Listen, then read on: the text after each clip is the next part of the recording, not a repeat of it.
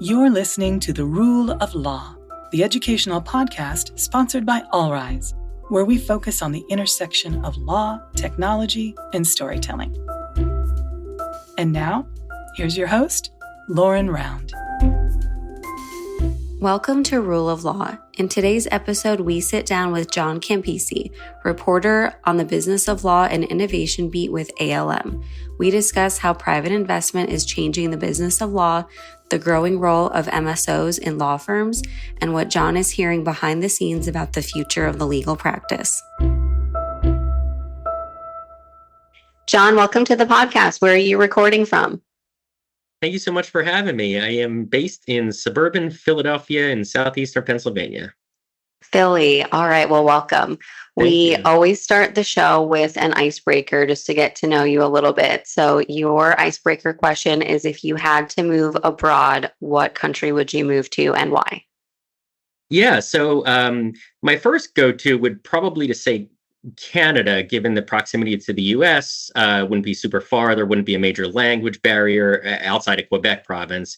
I've been to Montreal. We did love it. My wife and I vacationed there, but it is pretty cold, and I don't know if I can handle that. So I'm thinking Sicily would be the next choice, given my Italian heritage and the good things I've heard about Sicily. Yes, two very solid options for sure. Yeah, I don't know if I could do the cold in Canada either. That'd be maybe you can live in Canada and have a summer home or winter home in Sicily or something. That would be ideal. That would be nice. Yeah. Well, today we're going to cover a lot of topics. We're going to talk about outside investment in law firms, how ALSPs are stepping into the picture, but it's all sort of kind of under this umbrella of how the business of law is changing. And we haven't yet dedicated an episode to this. So we're really excited to talk to you. This is kind of your beat in the reporting world. But before we get to all of that, if you wouldn't mind by just starting us off with telling us a little bit about you and your background, your journey to ALM. Yeah, for sure. Professional background has mostly primarily been journalism, some time in communications and a little bit of marketing. But for the most part, it's been reporting for news outlets, whether that's newspapers or got my start. It was newspapers, back in the day, and then it's been pretty much web, online reporting since then. My legal journalism career sort of started in the early 2010s. I covered civil litigation for a different online legal news website. And then I landed here at ALM, the American Lawyer and Law.com, about a year and a half ago, after working for a couple of years as a reporter for an insurance news publication. Very cool. Well, let's start with a hot topic that we're seeing a lot of headlines on right now, and that's outside investment in law firms. I feel like we've been seeing so many headlines about this. In particular, there was a lot going on in the press with KPMG. If you could just give us a rundown of sort of generally what is happening in this space and why now are we hearing about this topic so much? Yeah, for sure. It's really interesting time to be reporting on this stuff. Lots of changes in the legal industry. It's interesting. It's private investment in other industries, other professional services industries like accounting and healthcare has been going on for quite some time now. But the sort of entry into the legal market is certainly kind of more novel at this point. There's some there are regulations in the U.S. in particular that sort of generally prohibit fee sharing and non-lawyer ownership of law firms, which essentially means that the practitioners themselves kind of have to own the law firm. So we're starting to see some changes with some regulations. Arizona in particular was kind of the big state, which I believe it was back in 2020 when they eliminated their ban on non-lawyer ownership. So there's been a lot of activity, some outside investment in Arizona, now that some of those regulations have kind of been lifted and eased a bit. And there are some other states as well that have some pilot programs that are kind of, doing something similar to Arizona, but somewhat similar, somewhat different.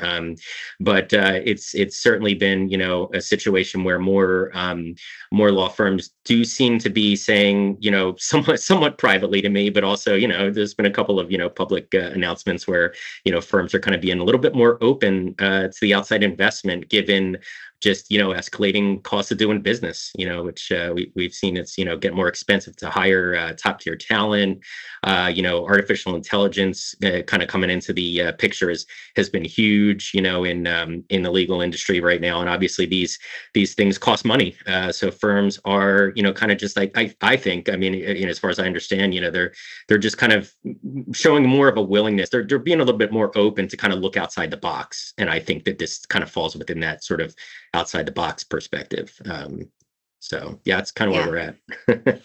And I mean, following, you mentioned Arizona, Utah, a couple of other states that are kind of taking a different approach, whether it's sandbox or they're considering freeing up their own regulations. Do you think that this is going to be a trend where more states are going to follow the Arizona and Utah model, or do you think those are kind of unique and that's going to remain isolated and most states won't open up their regulations? Yeah, it's interesting. It's a sort of a mixed bag. Depends on it depends who you talk to.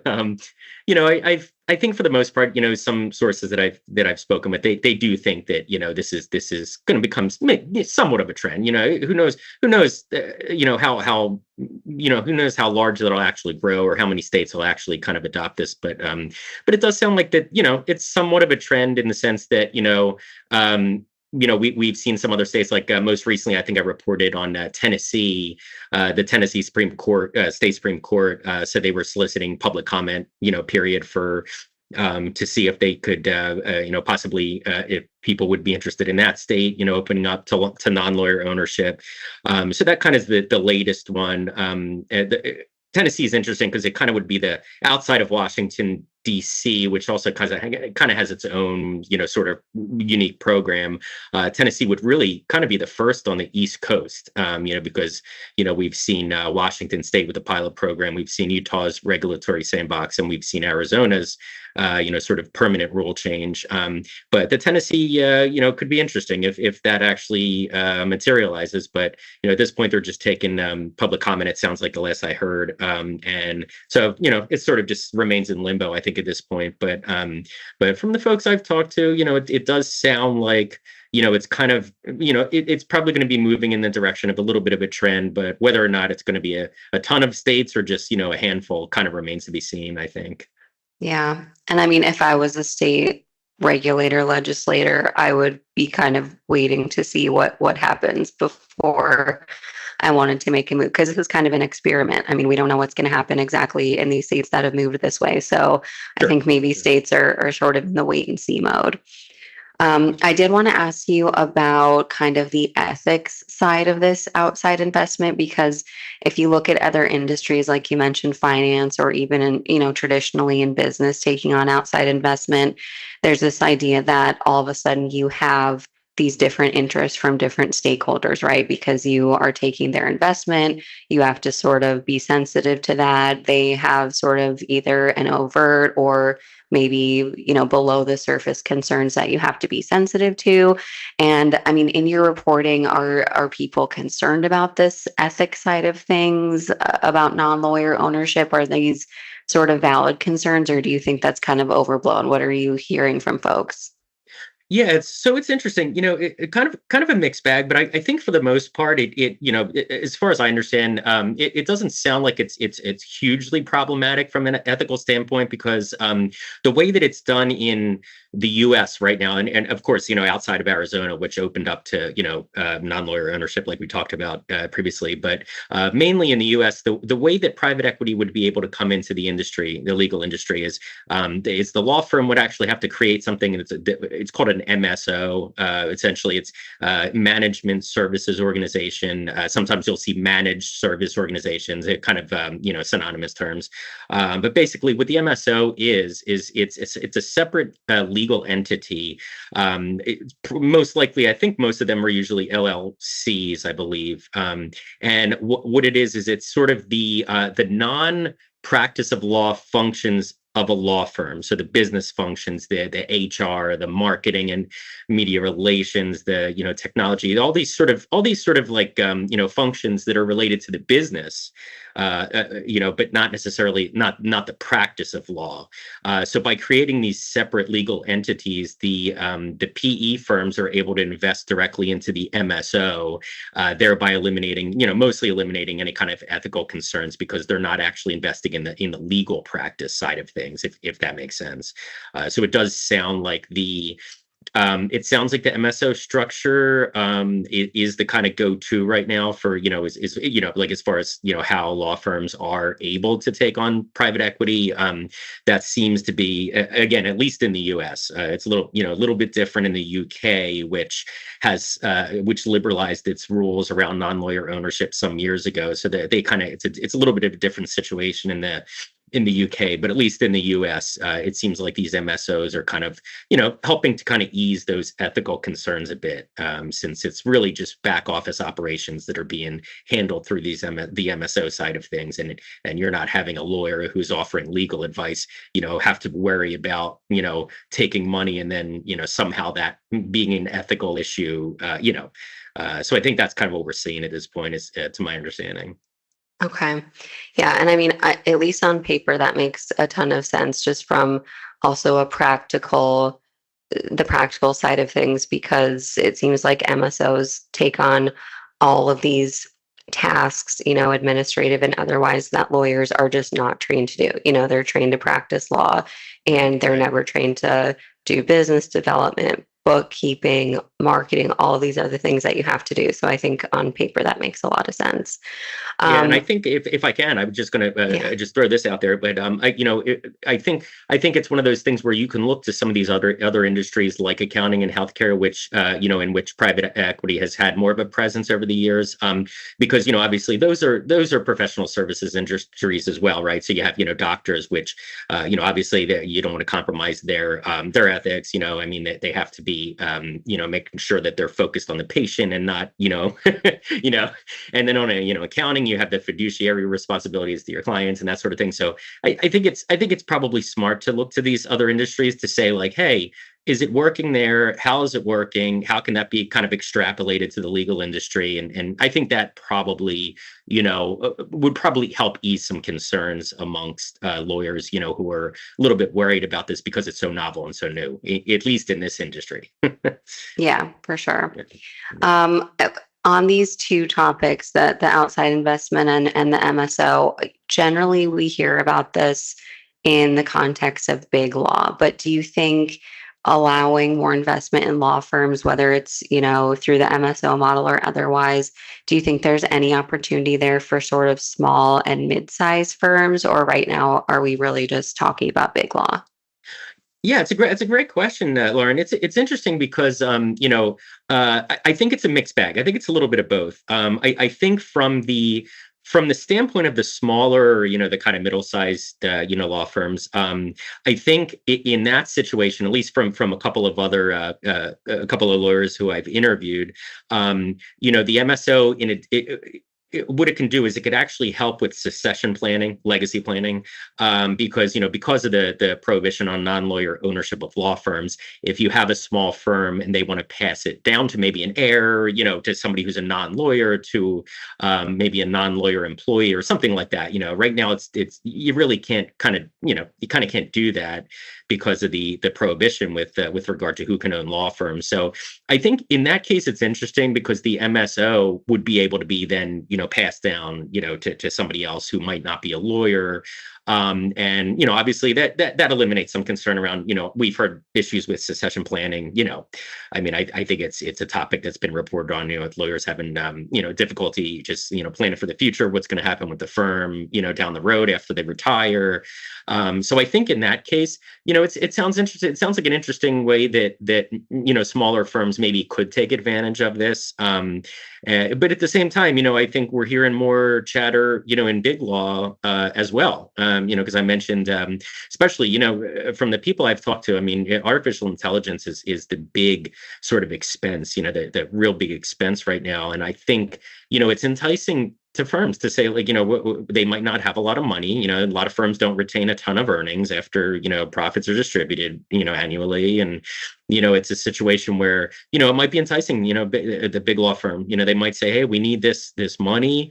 Maybe interest rates are too high for debt finance right now. They don't want to, take on additional loans or whatever. And maybe this is more of an appealing option, or at least an alternative. So I think it's both. I think it's the small, it kind of goes, across the spectrum, a little bit of, smaller firms, but also the larger, even the super large firms, they might be open to this. So I think it's one of those things where really only time will tell, like anything else in life. But yeah, that's kind of what I'm hearing at this point. It's a mixed bag. Yeah. Okay.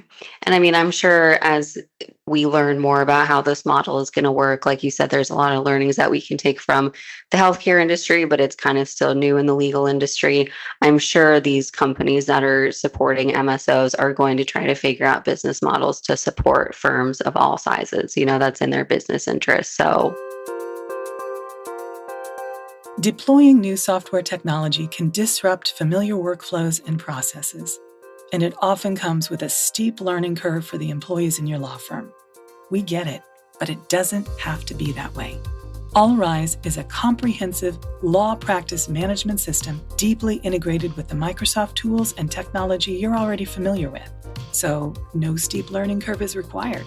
And because All Rise is a modular software platform, you can deploy only the specific capabilities you need when you need them.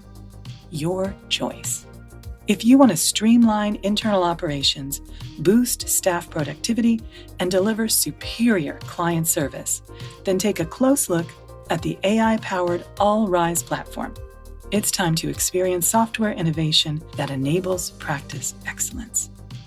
Learn more at allrise.ai.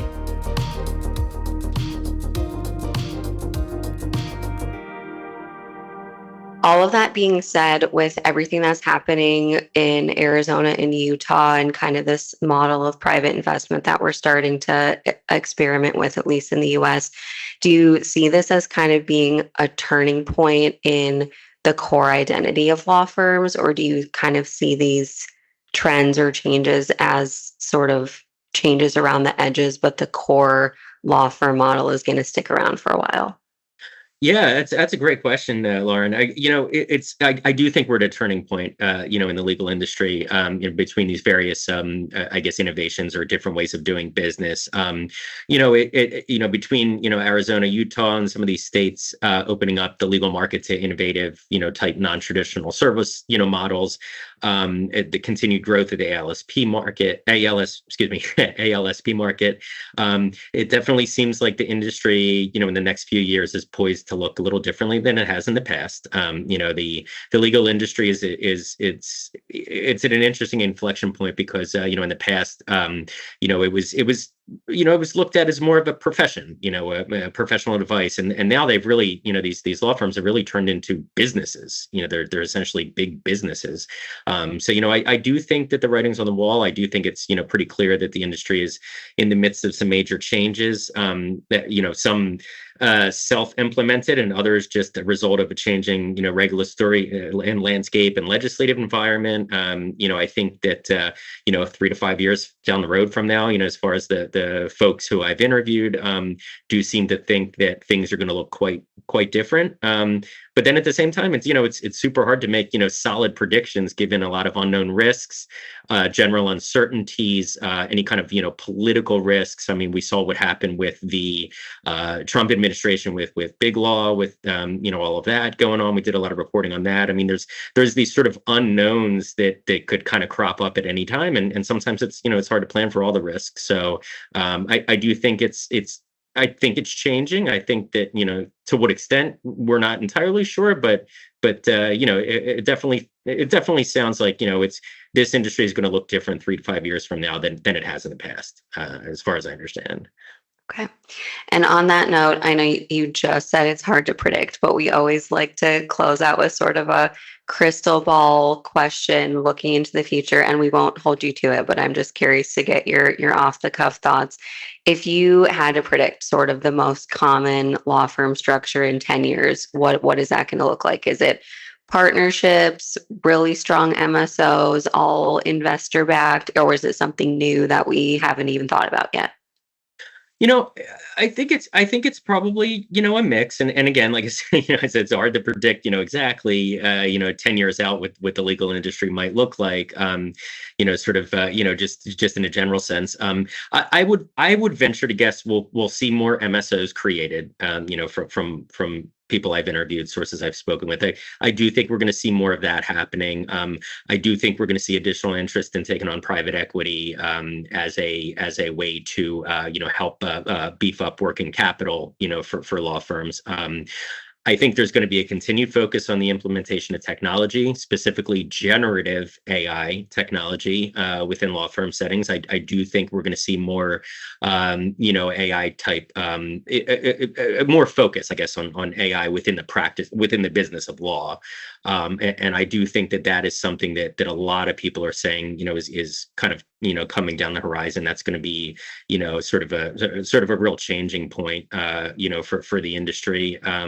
And of course, that goes hand in hand with billing structures. Law firms are now moving away from the billable hour, because of AI can do work at super fast, speed, and it's going to be hard to justify, charging clients for tons of hours of work when it's taking less time than associates need to do, with AI being used. So I think we're gonna see changes with regard to billing models.